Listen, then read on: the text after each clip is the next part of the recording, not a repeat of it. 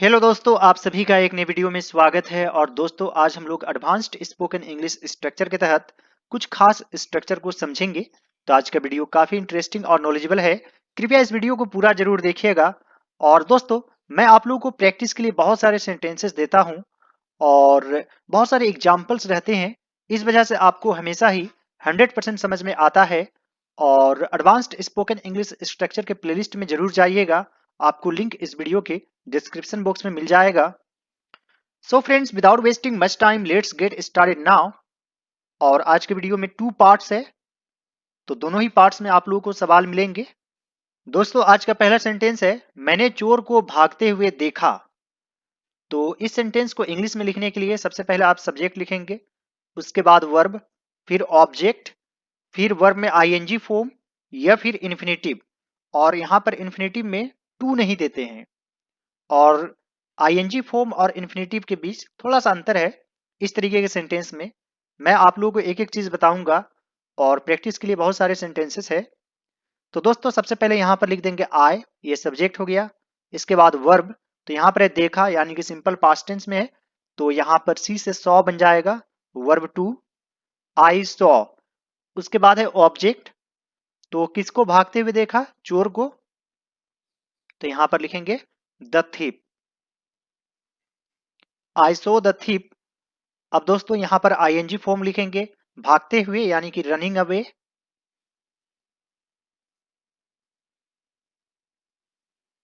I saw the thief running away.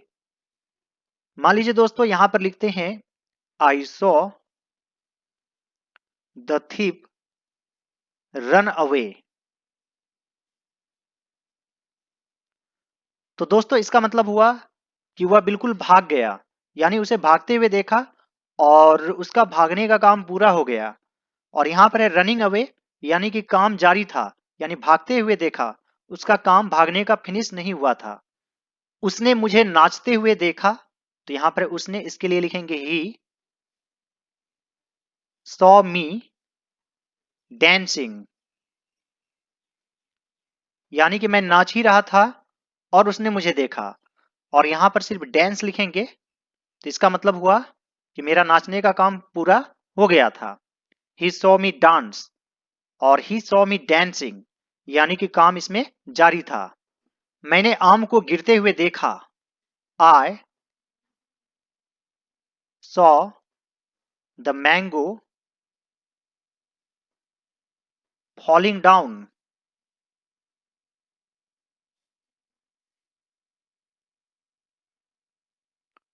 I saw the mango falling down. उसने घर को हिलते हुए देखा। तो यहां पर लिखेंगे ही सॉ द हाउस शेकिंग, यानी कि घर हिल ही रहा था। यहां पर आप शेक भी लिख सकते हैं। He saw the house shake. हम लोगों ने सूरज को उगते हुए देखा। We saw the sun rise. आप राइजिंग भी लिख सकते हैं। उसने मुझे थरथराते हुए देखा। ही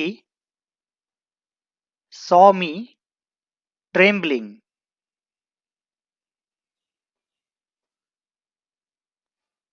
ही सॉ मी ट्रेम्बलिंग। मैंने हवाई जहाज को उड़ते हुए देखा। तो यहां पर लिखेंगे I saw the aeroplane flying. I saw the aeroplane flying. आइए दोस्तों, कुछ इंट्रोगेटिव सेंटेंसेस को भी ट्रांसलेट करते हैं। क्या तुमने उसे नाचते हुए देखा? तो यह सिंपल पास्ट टेंस में डिड को पहले कर देंगे, डिड यू। अब दोस्तों, यहां पर सी लिखेंगे, सॉ नहीं लिखेंगे। जब भी डिड का यूज करते हैं तो हमेशा वर्ब वन यूज करते हैं। डिड यू सी, यहां पर है उसे, तो यहां पर लिखेंगे हिम, यह है object. Did you see him dancing. मैंने उसे नाचते हुए नहीं देखा, यह नेगेटिव है। I didn't see him dancing. I didn't see him dancing. यहां पर भी वर्ब वन यूज करेंगे। तुमने उसे खाते हुए कैसे देखा? तो सबसे पहले कैसे का लिखेंगे हाउ, इसके बाद लिखेंगे did. How did you see him eating? How did you see him eating? और दोस्तों आप लोगों के लिए एक सेंटेंस है, मैंने उसे धूम्रपान करते हुए देखा। तो धूम्रपान करना, इसके लिए आप स्मोकिंग लिखेंगे। तो बिल्कुल आसान है, उसे के लिए हिम लिखेंगे। दोस्तों आप लोग अपना आंसर कमेंट बॉक्स में जरूर लिखिएगा। Now friends we are moving to the next part. दोस्तों इस तरह के सेंटेंसेस को हम अपने डेली लाइफ में जरूर बोलते हैं, जैसे मैंने बक्से को खाली पाया, मैंने बस को भरा पाया। तो दोस्तों उसमें था देखा, इसमें है पाया। और दोनों ही सेंटेंस काफी इंपॉर्टेंट है और डेली लाइफ में बहुत ज्यादा ही यूज होता है। तो दोस्तों इसका स्ट्रक्चर होता है सबसे पहले सब्जेक्ट, फिर वर्ब, फिर ऑब्जेक्ट, फिर एडजेक्टिव या पार्टिसिपल। यहाँ पर पार्टिसिपल से मतलब है वर्ब थ्री। जैसे दोस्तों एजुकेटेड, टायर्ड, क्राउडेड, तो आप उसे एडजेक्टिव भी कह सकते हैं। मैंने बक्से को खाली पाया, तो यहां पर लिखेंगे आई। इसके बाद पाना यानी कि फाइंड, फाइंड से फाउंड बन जाएगा। फाइंड मतलब पाना होता है और वर्ब टू और वर्ब थ्री फाउंड होता है। तो यहां पर लिखेंगे आई फाउंड। और यहां पर ऑब्जेक्ट क्या है, बक्से को, द बॉक्स, खाली यानी कि empty. I found the box empty. मैंने बस को भरा पाया, तो यहां पर लिखेंगे आई फाउंड द बस। और भरा यानी कि क्राउडेड।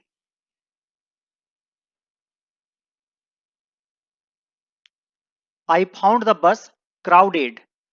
हम लोगों ने फिल्म को मनोरंजक पाया, तो यहां पर लिखेंगे वी फाउंड द फिल्म या फिर मूवी इंटरटेनिंग।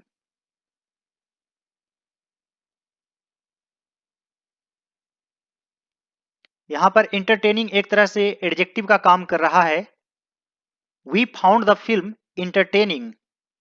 उसने मुझे थका हुआ पाया, तो यहां पर सब्जेक्ट है उसने यानी कि he found me tired. He found me tired. उसने सवाल को कठिन पाया, तो यहां पर लिखेंगे he found the question difficult.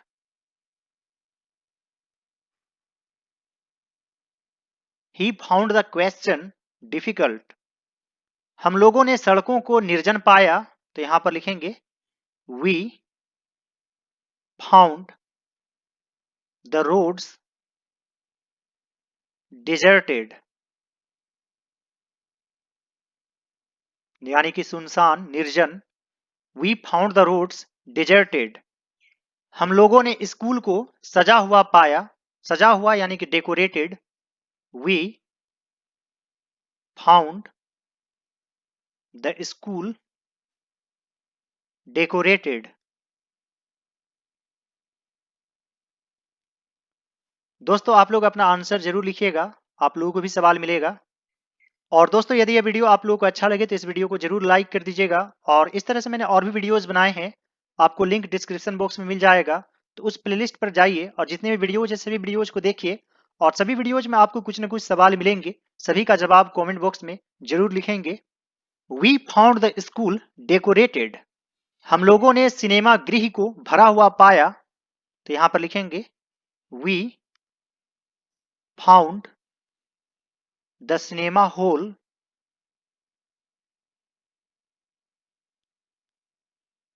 और यहां पर लिखेंगे full. We found the cinema hall full. उसने कुर्सियों को टूटा हुआ पाया, तो यहां पर लिखेंगे he found the chairs broken. He found the chairs broken. और दोस्तों आप लोगों के लिए एक सेंटेंस है, मैंने घर को खाली पाया। तो यहां पर खाली के लिए आप वेकेंट लिख सकते हैं।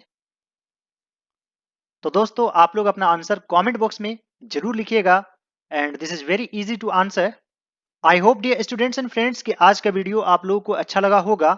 यदि यह वीडियो आप लोगों को अच्छा लगे तो इस वीडियो को लाइक कर दीजिएगा और आप लोग अपना आंसर जरूर लिखिएगा। और आप लोगों को एंड स्क्रीन के रूप में एक प्लेलिस्ट नजर आ रहा होगा, उस पर क्लिक कीजिए और सभी वीडियोज को जरूर देखिए। All right friends, thanks for watching, have a great day.